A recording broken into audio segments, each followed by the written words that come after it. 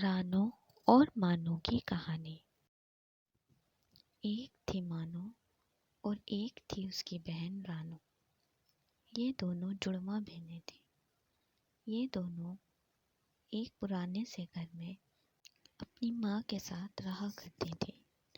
ان کے بہت سارے دوست تھے۔ یہ روزانہ شام کو پارک میں آتی اور اپنے دوستوں کے ساتھ خوب مستی کرتی اور شام ہوتے ہی اپنے گھر اپنی ماں کے پاس چلی جاتی تھی۔ ان کی ماں سارا دن یہاں وہاں گھوم کر ان کے لیے بہت سا کھانا جمع کرتی، جو کہ یہ لوگ رات میں ایک ساتھ مل کر کھاتے تھے۔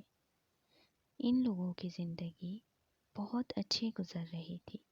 ایک دن یہ دونوں اپنے گھر کے باہر کھیل رہی تھیں کہ اچانک ایک چھوٹی بچی نے آ کر رانو کو گود میں اٹھا لیا اور اپنی کار میں بٹھا کر اپنے ساتھ لے گئی۔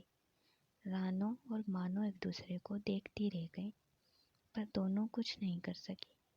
جب یہ خبر اس کی ماں کو ملی تو وہ رانو کے غم میں اس دنیا سے چل بسی، یعنی اس کی ڈیتھ ہو گئی۔ اب مانو بالکل اکیلی ہو گئی۔ اب اس کے پاس نہ اس کی پیار کرنے والی بہن بچی تھی اور نہ اس کی ماں۔ اب باہر کی بڑی بلیاں اس کو گھور گھور کر دیکھتی تھیں اور ان کے چھوٹے بچے اس کو مارا کرتے تھے۔ وہ جیسے ہی کھانا کھانے باہر نکلتی سب اس پر حملہ کرتے تھے۔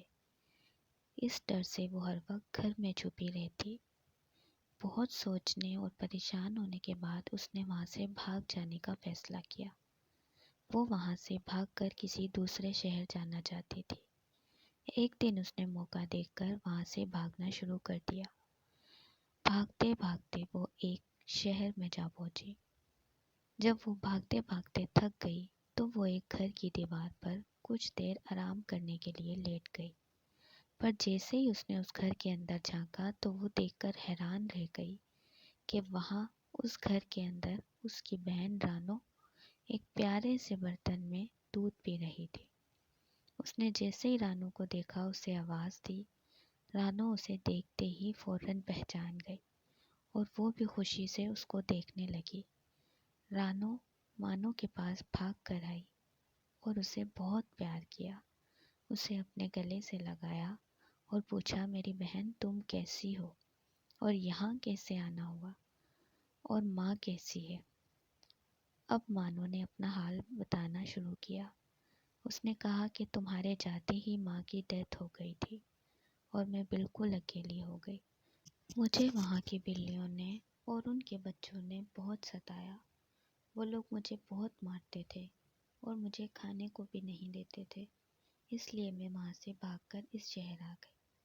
رانو نے مانو سے کہا کہ ٹھیک ہے، آج سے تم میرے گھر میں میرے کمرے میں رہو گی۔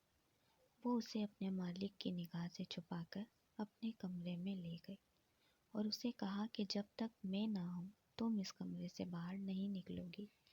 مجھے جیسے ہی مالک اور مالکن کھانا دیں گے میں ان کی نظر سے چھپا کر تمہارے پاس کھانا لے آؤں گی۔ اب سے تم میرے ساتھ میرے گھر میں رہو گی۔